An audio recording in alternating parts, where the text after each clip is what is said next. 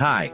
Hans Island is in the center of the Kennedy Channel of Nares Strait, in the high Arctic region, between the Canadian territory of Nunavut and the Danish autonomous territory of Greenland. Hans Island is approximately 1.3 kilometers square in size and is barren. Hans Island is not inhabited, although through the 19th century it was used by indigenous Inuit populations in the area.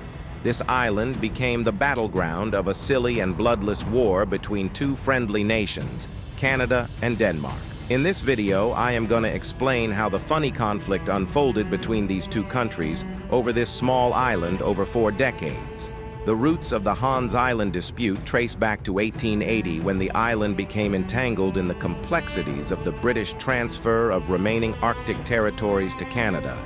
Unfortunately, due to reliance on predominantly outdated 16th century maps during the transfer process, the small island was not explicitly included in the territorial handover.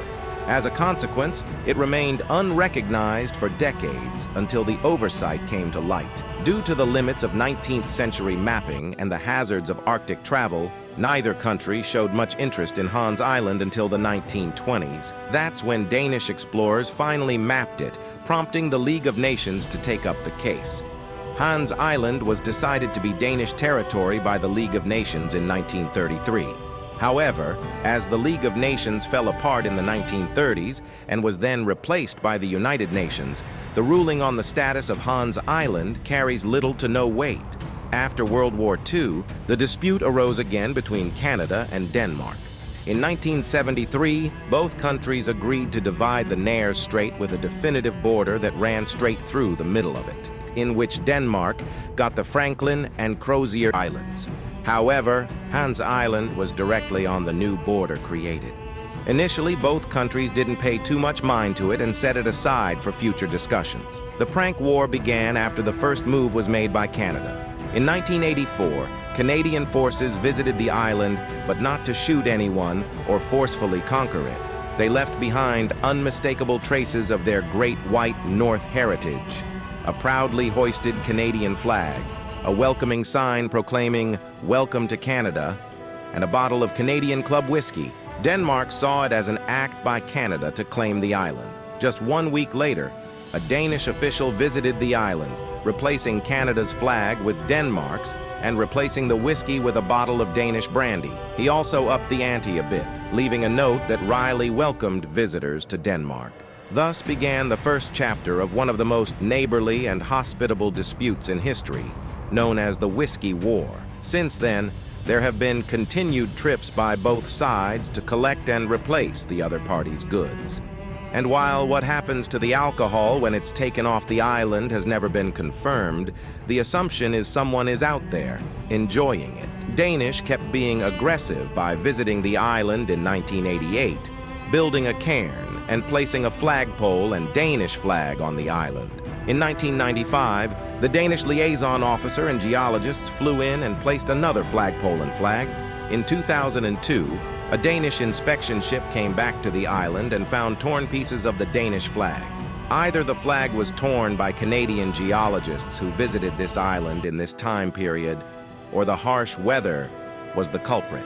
Danish again planted the Danish flag on the island. This dispute escalated when Canada's defense minister made a surprise trip to the island in 2005, spurred an angry rebuke from Denmark. A Danish government official announced Denmark would issue a letter of protest to Canada. In the same year, negotiations opened again between Canada and Denmark. They agreed on a process that would decide how the island issue would be settled. Over the years, many scientists and geologists from both nations visited the island as part of the process. In 2012, both nations finally agreed to divide the island, but didn't come up with a definitive border for it.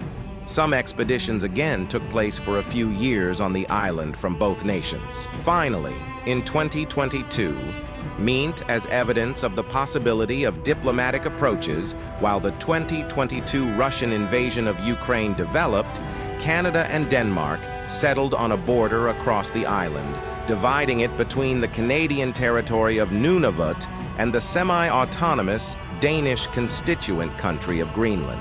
But the main question is why both countries were fighting over this island, which doesn't have any economic use.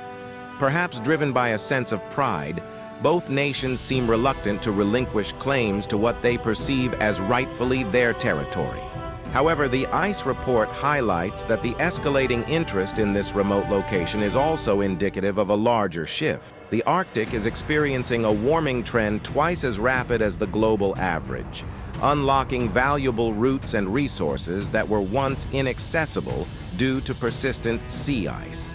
As Arctic sea route might become popular in the future, Hans Island, situated in the Nares Strait, and its location positions it in proximity to potential future shipping routes. That's it for this video.